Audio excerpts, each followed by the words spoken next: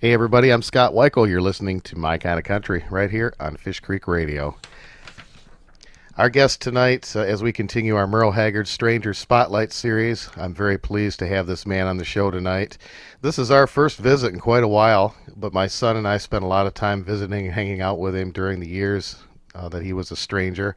And to say he's a monster guitarist doesn't even begin to describe the talent he has. He's truly one of the best in the business, and he's a great guy, too. Please welcome the great Red Volkart to My Kind of Country. Red, how are you tonight? I'm doing good. Thank you, Scott. Well, it's a pleasure to talk to you again, and it's a great pleasure to have you on the show. I appreciate it. Well, it's been a long time, that's for sure. I know it, man. Time flies. Ain't it funny how time slips away, right? Yeah, boy. Well, I want to talk about your early career. You are from Canada. Yeah, originally from Vancouver, Canada, and started playing when I was 10 years old as a little kid, and by the time I was 13, I was playing in wedding bands and weekend bands and trying to hone my craft, as it were. Mm-hmm. That's amazing. And I left home about 17, moved east to the province of Alberta, north of Montana, and I worked kind of the western provinces, traveling around with bar bands and playing 6 nights a week, travel Sunday, set up Monday, play for 6 nights, move on to the next town. And I did that for several years, and then I moved to the States in '86 to California. That's where I started. Mm-hmm. Well, what was your kind of main influence in music back then? Who you were listening to, and what were you playing at that time? Oh, I was like all kids with hair at the time. I listened to rock bands and stuff. My brother was a drummer, and he's a year older than me, so he always had the money to buy the records, it seemed at first. And he was when we were kids, it was a lot of Led Zeppelin, Deep Purple, and Grand Funk Railroad, a bunch of the rock bands, and that was the stuff that he bought and listened to as a drummer. So just, I guess, through osmosis, I kind of, being his younger brother, wanting to play in the band with him, I did the same kind of thing and listened to all of that stuff. But my parents had a pretty good little record collection, and they had, Waylon's first couple of records, and lots of Merle Haggard and Buck Owens and Ray Price and Lefty Frizzell, and my mom even had a 10-inch EP of Jimmy Bryant and Speedy West. Oh yeah. And she had Les Paul and Mary Ford records and all that. So I always listened to that stuff. I didn't know why, but I just kind of liked it. Thought, what a cool sound, whatever that is. And then when I was 10, I got a guitar. So from listening to all of that stuff, and then my brother's music, trying to learn to play that stuff just so I could keep up with the older kids, and we had little rock bands that we played sock hops and stuff at the school lunch hours and stuff like that. And for me, it was fun because I got to get out of school to half a day to do the band thing and set up our stuff early, play for lunch, and tear it down and go home. So I'd have to go to school in the morning, sneak off, go do that stuff, come back for the last part of the day. So that was a wonderful treat for me, and all I had to do was play the guitar. So Oh yeah. that was probably the start of wanting to play music, was that kind of stuff with my brother. But always listening to those records of my folks, and they would have little parties on the weekend with another couple or two, and they move all the furniture, and they'd dance to Ray Price and and Lefty Frizzell stuff all night long in the living room when us kids would be sleeping. So I think it soaked in while I slept. That kind of music, So when I really started working on the guitar and trying to figure out a bunch of things off of records, I did that from the rock records and the blues stuff. And my dad really loved the blues, so he had a lot of Albert King and B.B. King and Jimmy Reed and a bunch of blues people, Mike Bloomfield, Al Cooper, a bunch of different blues stuff. So as I was learning, there wasn't enough I could absorb. So I would listen to every record we had and try and steal little bits and pieces off of each one, just sitting there with my guitar on the edge of the bed, thumping away at it with a record player and Wow. adding quarters to the needle to add the weight so we'd dig in when it skipped. Yeah, I remember those days. Oh, yeah. A Band-Aid and a quarter, man. Yeah, that would do it. High tech. You bet. Did you ever take lessons, or were you pretty much self-taught? Pretty much self-taught. I took lessons. My dad took me to a teacher when I was 10, but the teacher fired me after about 2 months, I think, or 3 months. He said to my dad, he said, come in here, we got to talk. And my dad says, oh, really? Do I have a genius? And he says, well, I don't know about that, but he said he's not learning to read. And my dad said, well, what do you mean, or how do you know? He said, well, we've been going through the book one, and what he's been doing is he watches me play what the melody of the song that he's supposed to learn, and then he goes home and he remembers it, figures it out, works on it, gets it good, and doesn't learn to read the notes. And my dad says, well, how do you know that? He said, well, he dropped his pick today, and when he bent down to pick up the pick, I turned the page on him, and he came back up and looked at the page and played the same song. Page. So, of course, my dad is like, oh, okay, and he said, well, what do you think? He said, well, he's got a great ear, obviously, and a pretty good memory. So he's learning this stuff, but he's obviously doesn't want to learn to read, and he's not interested in it, apparently. So if I was you, I would save your money and just let him learn off of maybe other kids and in the neighborhood, and just off of records and stuff. If his ear is that good, just let him do it, without spending your money.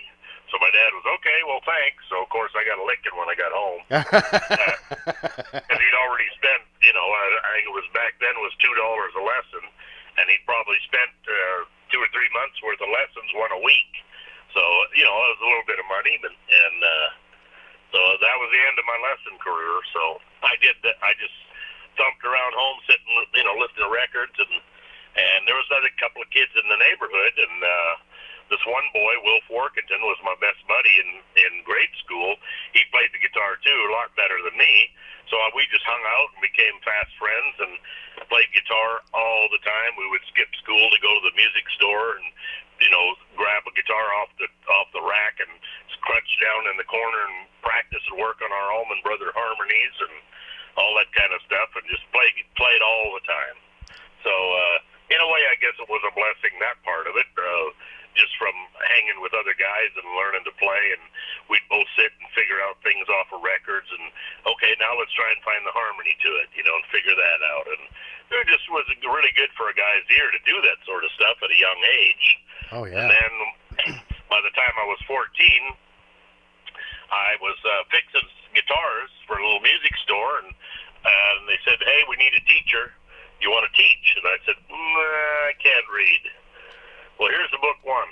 Go figure it out. So I went home and read through the book a little bit and figured it out pretty quick. By then I was 14. I could read and write almost by then. So at that point I just went through the book, and I kind of stayed a lesson or two ahead of my students. Myself on the book. So I was teaching lessons, and I'd stay a couple or 1 or 2 lessons ahead of each guy, so that I could at least look like I knew what I was doing, and show them how to read and teach them all the notes and all the little bits of the these and thous of the first 3 books. And to me, it was like, yeah, I'll do that because I can make extra money to buy another guitar, maybe. There you go. Well, you obviously, I think you did pretty good. Well, I'm still learning, I figure.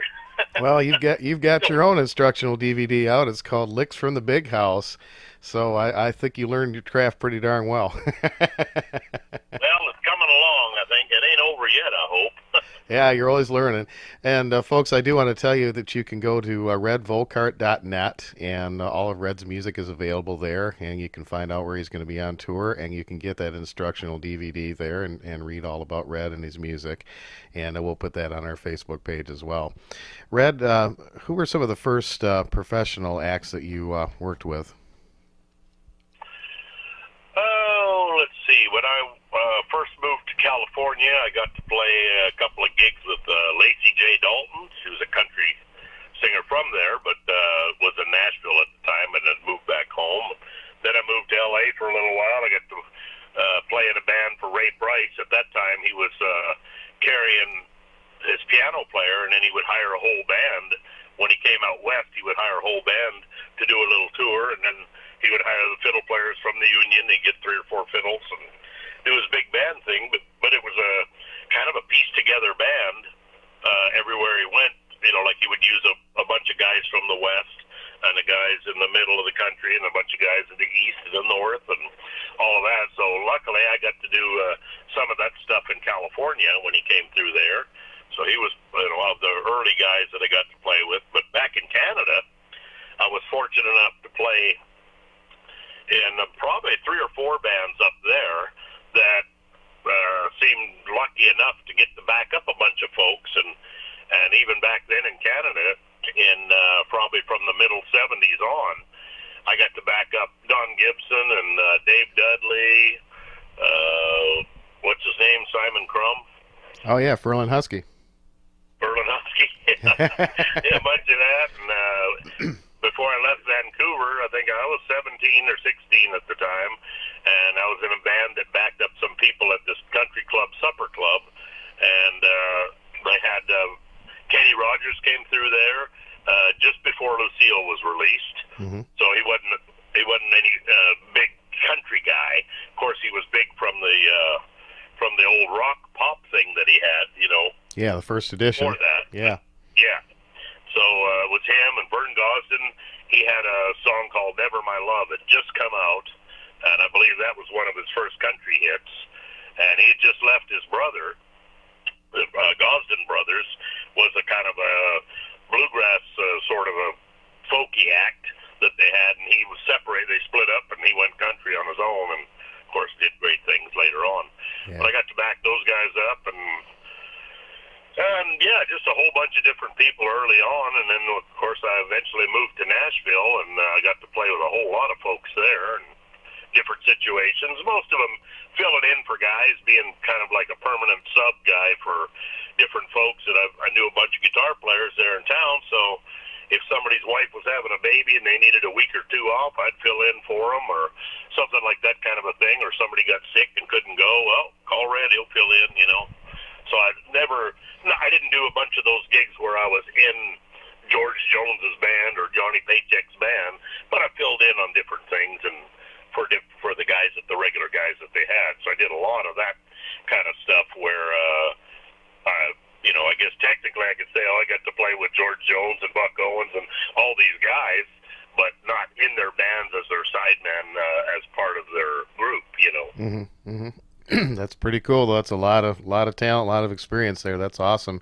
I read something. Oh, yeah. I read something in your bio. It says, my first stop was in Redding, California at the Saddlehorn Club with Johnny Roberts for a 1-month engagement that ended suddenly with my leaving town in the middle of the night. I got to hear this story. Well, I don't know if I can tell it. Actually, it was when I'd first moved to the States from Canada, I didn't have any kind of legal paperwork or anything. And I was playing this gig with Johnny, and there was another guy, this older guy in Redding, a guitar player, was a really good player. And I met him. I was staying at a motel, and I heard this playing across the little driveway in the motel on the other side, the rooms. And I said, man, it sounded real good playing. So I went over there, and I listened. The door was cracked open. Knock on the door, I meet the guy, and we talk and visit. And so we play every day for about 3 days. He said, by the way, what are you doing in town? I said, oh, I'm playing over at the Saddlehorn with Johnny Roberts. He said, oh, that son of a bitch, you know. And they went on and on and on about him and all kinds of stuff. And they said, how's that going? And I said, oh, it's going great. He's a real nice fellow to me, and fun band with good music, really good players, and it's great. Huh, really? That kind of guy. And so anyway, then Johnny Roberts calls me up probably 2 days later at the motel. He says, pack your shit and get. I said, what do you mean? He says, well, I got a police scanner here on the kitchen table, and your buddy across the hall from you just called immigration, and they're on their way over there to get you. Oh, no kidding. So I guess he was jealous I had the gig, and he wanted that job, and he thought if I was gone, he might get the gig. Wow. Oh, well, man. I skipped down in a hurry. I met him out on the highway, and he paid me off, and for the work that I'd done. I'd already been there probably, well, I was supposed to do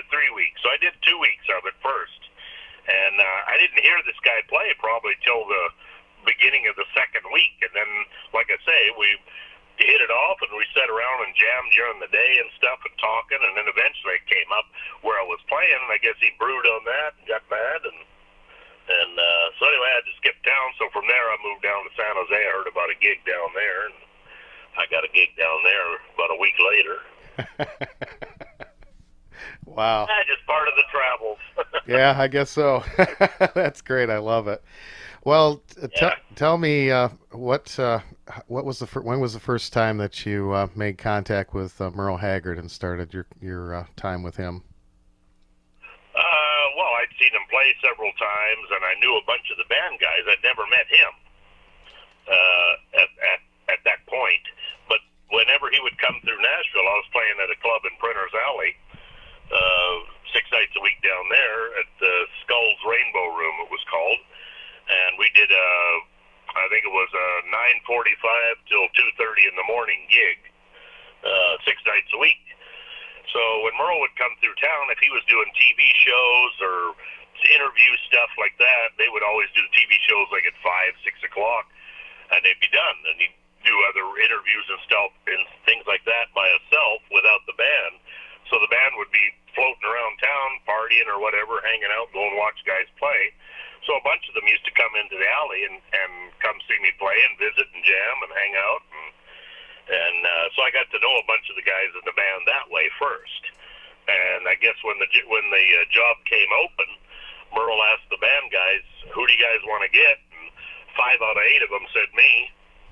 So he called me up, said, "Hey, you want the gig?" And well, actually, he called me on the phone, and he says, "Hello, is this Red Volkart?" And I said, "Yeah." And he said, "This is Merle Haggard." And I said, "Murph, you goddamn liar. I thought it was my buddy Jim Murphy, a steel player. He's always pulling pranks and pulling shit, you know." So I figured it was him. And he goes, No. He said, "My name's Merle Haggard. I'm a singer." So I was like, okay. You know, I was like, there's no way. Why would that guy call me, you know? So he said, "Anyway, I'm talking to my band. They all recommend you. Just wondering if you want to come play with us." And I said, yeah, okay. Just like that. Well, that was pretty awesome. So I hung up the phone. I called my mother back at home. I said, "Guess what? I quit playing now." And she said, "Merle Haggard offered you a job?" I said, "Yeah." "How'd you know, Mom?" "Well, you probably talked about him enough and how it'd be fun to play in that band as when you were a kid you were doing that. So I would imagine it'd still be pretty cool to do." I said, "Hell yeah, I'm on my way." Man. Do you remember the first gig you did with him? Yeah. A place called Canoctai in Northern California. It's a big, like a yacht club, fancy resorty place, and out on the water. And man, I was a nervous wreck. Did you have rehearsal before you did the gig, or did you just kind of do it cold? No, actually, when we talked on the phone, I said, "Is there any way that you could send me some tapes or CDs or whatever of live recordings of the way that you guys are doing your stuff now? Because I know all the things off the records verbatim, and I know that when I see you guys live, you don't do them exactly like the record. So is there any way I can have some live recordings just to bone up on maybe you got some new harmony arrangements and things like that, ensemble things that the band's doing playing-wise, you know?" Mm-hmm. And he said, "Nah." He said, "Just come play with us." I said, "Okay." So no rehearsal, nothing. Just show up, plug in, and go. Wow. Well, you know, that brings up an interesting point. This is something that I noticed. You kind of hit the nail on the head there about the arrangements and things that he was doing, you know, live at that particular time. And a lot of the songs, he really got away from the original integrity of the songs. And I noticed one of the things that you did when you were with the band is you brought a lot of that back. You know, you were playing the leads the way that they were done originally in the intros and things like that, and that's something that continued until until Merle passed away, and I think that's a good thing. Well, to me, you know, that I love Merle and his music, his writing, his band leadership, all of that stuff. But, you know, as a little guitar nerd as a kid, Roy Nichols hung the moon to me, you know. Yeah. So I tried to copy all of his stuff, which I, came fairly close, I think, and a few points. And then, so when I got the opportunity to do that, he would call a song, and then, click, and I go back in my memory bank and, nail the solo as close as I could. And, if he gave me a second shot at it, like a second solo, which he did a lot, he would, if he liked what you're doing, he would go again. And he gave me 2 or 3 in a row. And so then, the first one, I would always try and play it as a hats off to Roy and play it exactly like the record if I could, possibly, or close as I could. Then if he gave me another one, then I'd do the same style, but maybe a little bit more, a little wilder or something.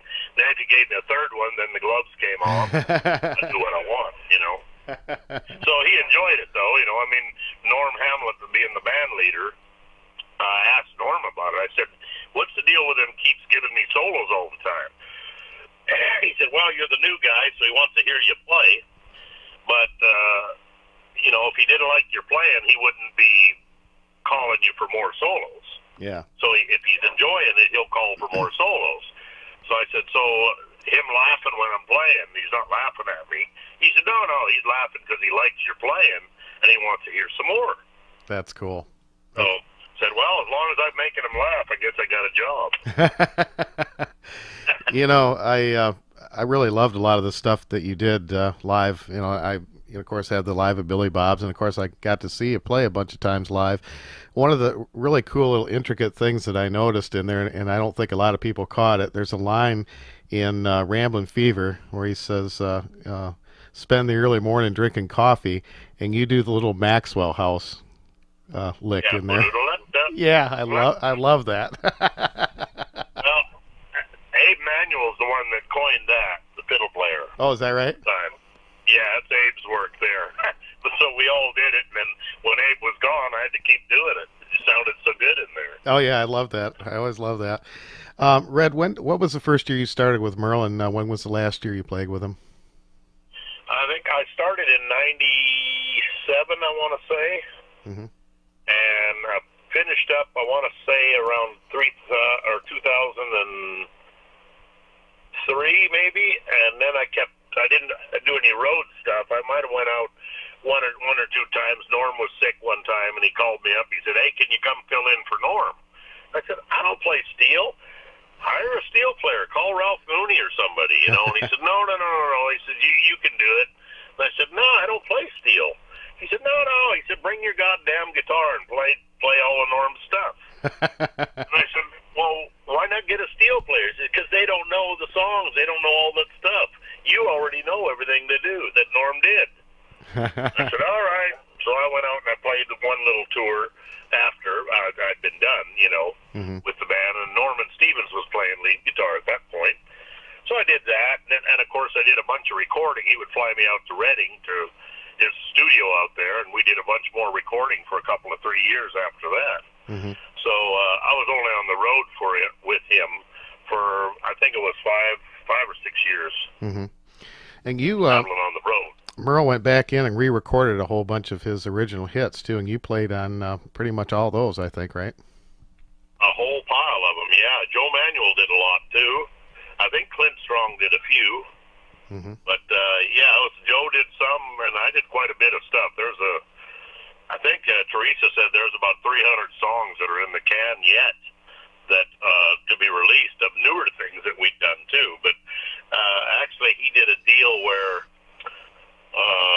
he re-recorded a bunch of his old hits and re-released them, I think, on the Sun label at the time. Mm-hmm. And I don't know what the reasoning or the deal of that was, but something about owning publishing or copyright rights, or there was some stinky stuff going on there. I think with Sony or Sony Tree or whatever it was that owned his catalog at the time. Mm-hmm. So anyway, we did a whole bunch of stuff, and we did a thing in Vegas where I want to say it was called 41 Hits or something. It was 41 of his biggest hits. Yeah, that we re-recorded, and we did a live show doing that. It was at the MGM Grand, I believe. Yeah, and there was a whole bunch of strangers on that show. time it was a pay-per-view show, and Dick Clark production, and pay-per-view, and then I think they aired it on the national network at that, like a year later, a few times, and now it's going. That was a great show. I know you brought back, Ronnie Reno was back, and there was a lot of the former Strangers that came in for that one. Yeah, it was an awesome show. It was fun. Yeah, it sure was. How was Merle to work for? Did you guys always get along? Yeah, he was a wonderful guy, just easygoing, and he was like a little kid as far as a guitar player. He loved the guitar. He wanted to know everything about the guitar. And his ear was so incredibly good to me. It seemed like, obviously listen to him sing, but I would play. I'd come out and I'd bring out a few different old Telecasters that I've had forever, and I'd bring different guitars out, and then when they came out with the Merle Haggard model, he gave me one, and I played it for a little while, and then I started bringing my old ones out again. He said, "What, you don't like that new one?" I said, "No, it's okay." He said, "Oh, come on, what's wrong with it?" And I said, "Well, the pickups are kind of blandy, He said, "Well, change it, do what you want." I said, "All right." So I put a different set of pickups in, and man, the guitar just came to life and jumped. So for me, I bring that guitar back out, and I'm playing it out on the road. The first night, second song, he goes, "What'd you do to that guitar?" While we're playing, of course. I'm playing a solo, and he walks over and says, "What'd you do to that guitar?" So, and I said, "I changed the pickups." "Oh, man, I got to have some of those." So I had to change his pickups in his guitar, too, because he wanted them as well. No kidding. So like I say, in that way, he was like a little kid that was so into music and the sound of the guitar and playing, and, if he wasn't sleeping, I guess he was playing guitar on that bus when we were driving. That's cool. What kind of pickups did you put in it? What kind of pickups did you put in? What kind of pickups did you put in it? They were made by Jake Jones Pickups in Bridgewater, Massachusetts.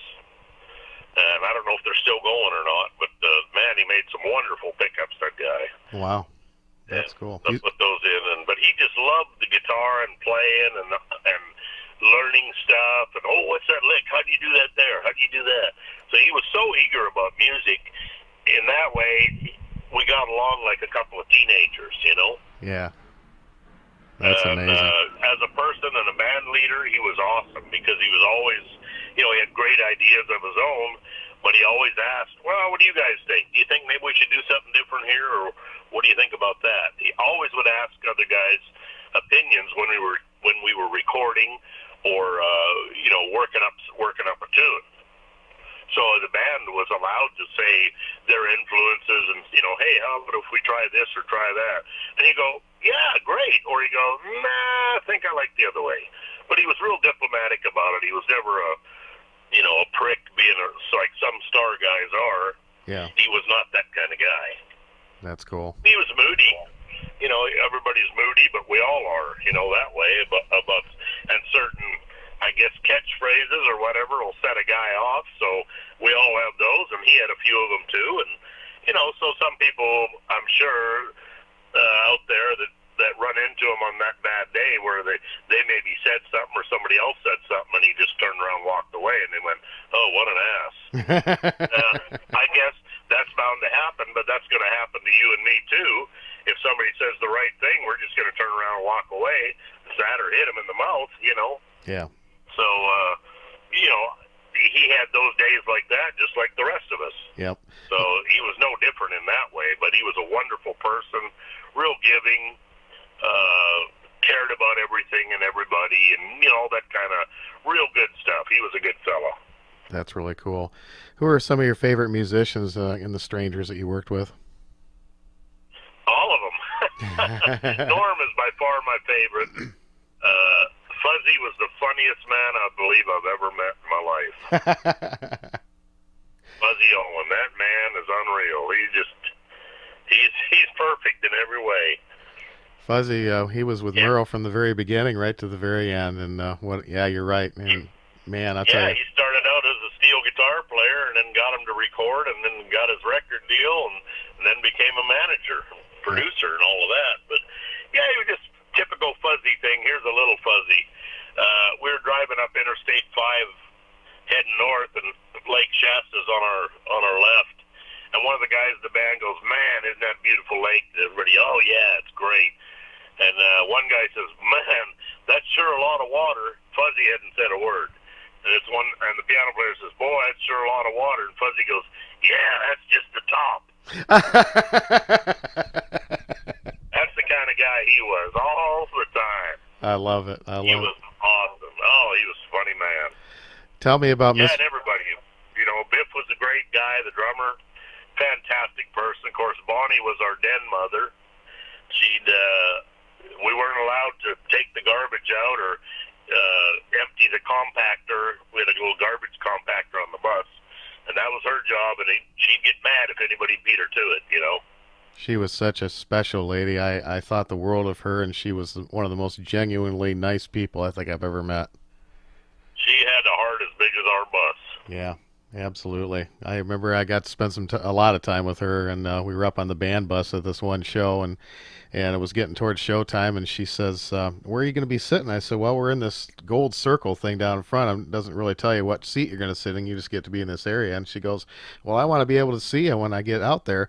So she grabs me by the hand, takes me down off the bus, and marches right up to this security guy at the back door, and she doesn't even have a pass on or anything. She goes, my name is Bonnie Owens, and these are my friends, and I want them to sit right down front so I can see them."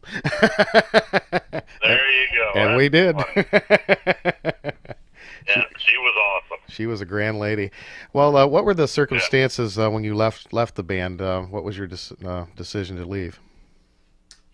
Well, at the time, it was we weren't working all that much. We were doing maybe 50, 60 days a year. And at that time, I was married to a different gal, and she wanted me to work more and make more money, and it just wasn't happening, you know. So I figured, well, I got to do something.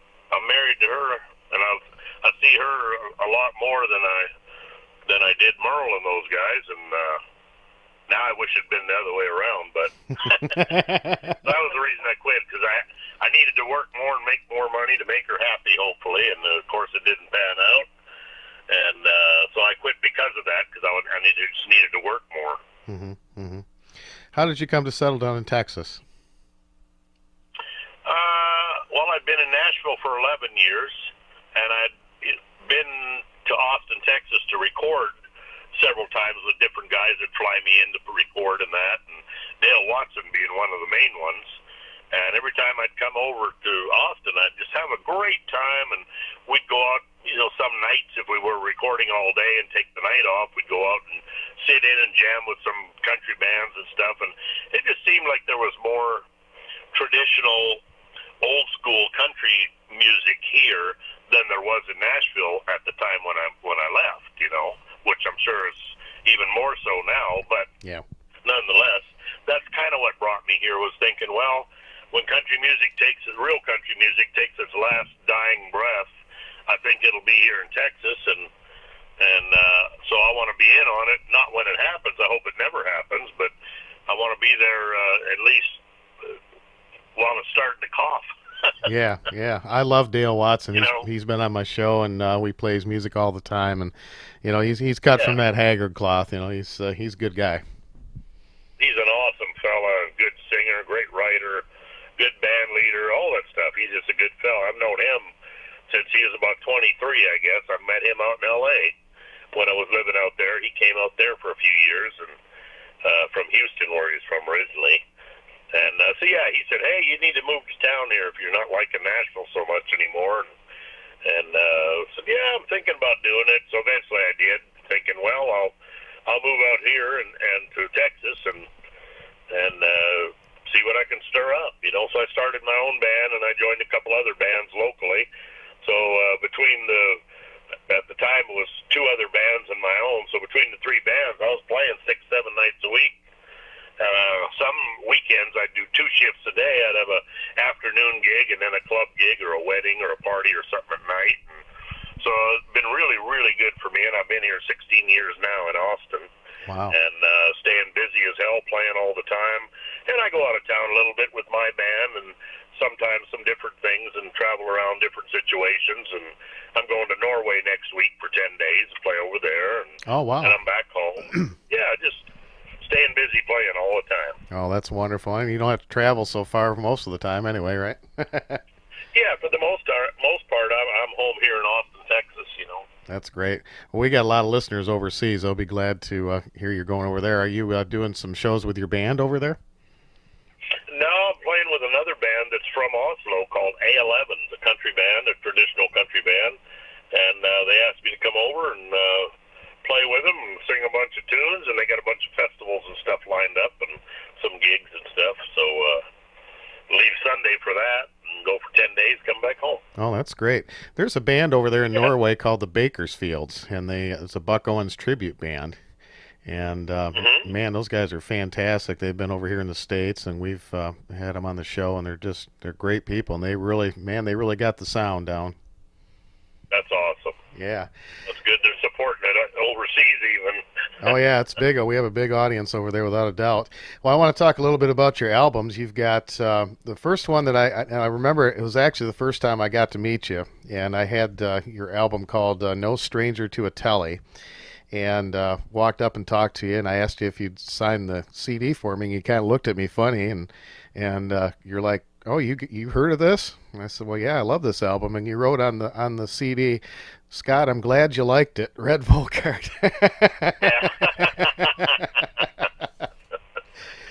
Well, I figure not everybody's gonna like it. Oh man, well, you're a good singer too. I love the version that you did of "You're Still on My Mind." I still play that on my show very often. Well, thank you. And "I Hate You" is another song that I don't hate you, but I mean the song "I Hate You." Yeah. And you had you had the Telly Whacker CD. Yeah. You got to say that one carefully. That album was targeted at the ladies' market. Oh, I can understand why. Just out of the title, right? Exactly. Oh yeah, I noticed the theme here. You had one called Redhead, and you had one actually called For the Ladies too. Yeah, exactly. I'm sensing a theme there, Red. Yeah, on the Tallywhacker album, there's a tune of a Western swing tune I wrote called "She Loves Anything That Swings." Oh, I love that. That's another one we play a lot on the show. Love it. Yeah. Great stuff. Yeah, a lot of folks like that tune. Well, tell me a little bit about the Twangbangers. Twangbangers was a thing put together, this record label that's now gone, High-Tone. Dallas Wayne and Bill Kirchen and myself, we were all on this High-Tone Records, and they wanted all of us to tour, and so they were too cheap to support each guy to do a tour, so they said, hey, let's do a package thing where all you guys together. And Joe Goldmark is a steel guitar player from California. He was also on High-Tone. So they put the four of us together, and we used Bill Kirchen's drummer and bass player as the rhythm section. And the six of us went out, and we did a tour. We started out in a bus. Dallas had an old bus, and it fell apart after about a week on the road. So we ended up renting Dave Alvin's van, and we did the rest of the tour. We started up, I think we started up in, I want to say Seattle or Tacoma or something like that, and did a big horseshoe, went all the way down south to L.A. and then straight across the south, and then ended up, I believe, in Michigan or something, and did a big, long tour, and it was 26 days. Every night we played somewhere. So we taped, I think, 2 of the nights up around Minneapolis or something, and of those 2 nights of the taping, they picked the best stuff of the 2 nights and made a CD out of it. So, of course, all of it was done live. Yeah. And so High-Tone put that record out called the Twangbangers because of me and Bill being the twang nuts on the Telecasters. So they called it that, and we did a month-long tour, and through that tour we recorded and made that CD. So we just did it the one time, and then maybe a couple of years later we got flown to France to play a festival out there and did that as the Twangbangers, and we might have done 2 or 3 gigs total after that initial tour as the Twangbangers. But as it sits now, Dallas and Bill Kirchen and myself all live in Austin. So, and I play with Dallas a lot. I'm in a band called Hay Bale that's been at for 16 years. Wow. And we had a singer named Gary Claxton who died, I want to say 4 or 5 years ago now. So Dallas had just moved to town, so we were looking for singers, and we kind of auditioned a couple of guys. I said, hey, let's give Dallas a call. And they said, yeah, see what he was doing. So I called him up and said, hey, you want to fill in for a week or two, see what you think? He said, yeah, sure. So he liked the band and the guys and stuff, so he's been there ever since. So he's in our Hay Bale band as one of our lead singers. So three guys, myself and Dallas and Earl Poole Ball, who is Johnny Cash's piano player for 25 years. Yeah. We're the three singers in that band. So Dallas is in that band, and Kirchen lives in town. He's on the road a lot, but so we play together a fair bit. Me and him do a lot of duo stuff, just two guitars. We call it Two Fools on Stools. And our advertisement is all, that kind of thing. We're saying two tellies, tall tales, all that kind of stuff. I love it. We talk and play and do guitar clinics and stuff. We travel around doing that a little bit, so I still actually get to play with those guys a lot. Dallas almost every Sunday. That's fantastic. And Joe Goldmark, he lives out in California, and he owns a couple of record stores, one in San Francisco and one in L.A. called Amoeba Records, and they're pretty well known in the musician circle as those stores for, if you want to find really hard to find stuff that's out of print, they probably have it. Yeah. And that's because of Joe. He owns a store, and he's got an unbelievable record collection. And being a steel guitar player, he's got all kinds of instrumental stuff and recordings of all the different players from every decade, I think. Wow, that's cool. Do you still stay in touch with any of the Strangers? Yeah, Norm a little bit here and there, and Doug some. And actually, their piano player, Floyd Domino, is a good buddy of mine. We play a couple of times, 2 or 3 times a month in town. Here, he lives in Austin here as well. Mm-hmm. And so I talk to Floyd a lot. I see him a lot and we play a lot of gigs and different things together, stuff around town. We do some duo stuff and some band things, and so I hear all the dirt, what's going on, and keep up on most of the stuff through him for the most part. And lucky enough for me, Merle was in town the end of November this last year. That was the last time I saw him, and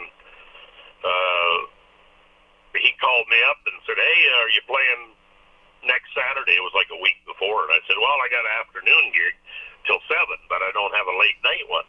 He said, oh, good, we don't start till 10. Is he going to come see us? I said, yeah, I'll come out and see you guys. I'm not playing that night, so I'll come see you. He said, well, if you're going to come, he said, bring your amp. Why? He said, well, come play. I said, all right. So I brought my stuff and went out there, and they played at a place called the Nutty Brown Cafe. It's an outdoor, real cool venue, and I don't know, 2,000 to 3,000 people there. Maybe it was 3,000 or 4,000. It was packed, swinging in there. So anyway, I went out and played the gig and played the whole gig, set up early, and played the gig with him. Then when it was all done, he signed a few autographs. He said, hey, come on back in the bus. So kicked everybody off the bus, and it was just me and him in the back room, and we visited for, I want to say, an hour and a half, almost 2 hours. Oh, wow. Just shooting the breeze and catching up and talking about old stuff and guitars and dogs, and he had 2 of his little terriers with him there and dressed up, and so that was the last time I got to see him. But luckily for me, it was an odd situation in that I got to play the whole night with him of his gig and visit with him for that long after a gig. Hell, I never visited with him that much when I was in the band, Oh, that's great. That's great. Because we were always so busy. So for me, it was a perfect, sadly, a perfect ending thing last time to see him. But at least, I got to catch up with him and find out a bunch of new dirt and just all that stuff. And it was just great. It was awesome. Oh, that's cool. That's cool. I'm glad and you got to do that. He was in a good place. He seemed like he was in a real good place, real content and laid back and happy, and everything was great, So Yeah, we saw him. Tristan, my son, and I went and saw him last September, and it was the same thing. We spent the afternoon visiting, and we got to visit with him, and of course all the guys in the band, and he did. He seemed very relaxed. He was in good spirits. He looked good. He sounded good, and it was it was just a good Yeah. day. So I'm thankful for that. Awesome. Absolutely. Well, it's redvolkart.net, folks, and you can go pick up some. Please do pick up some of Red's music. I'll tell you what, you've heard it on my show, and he's one of the best in the business. And I'm not just saying it because I got him on the air with me. I've been a fan ever since I saw him play for the very first time, and I've got all your albums, and I still keep track of what's going on, and I certainly hope to get to see you again one of these days. I hope so too. I'm It's my glad. pleasure. I'm glad you're staying busy, and I want to thank you so much for taking time to be on the show. It's been great catching up with you. Well, thank you for having me, Scott. I appreciate it. Thank you very much. Well, yeah. Now we're back in touch. I'm going to try to stay in touch with you a little more often. Keep tabs on you. You got my number now. Yeah, absolutely, absolutely. Well, Red Volkart, thank you so much, and we're going to play some of your music right now as we continue with our Stranger Spotlight here on My Kind of Country. Red Volkart, thank you so much. Well, thank you, Scott, and thank you to all your listeners. Listen to My Kind of Country. All right. Here's the great Red Volkart as we continue right here on Fish Creek Radio.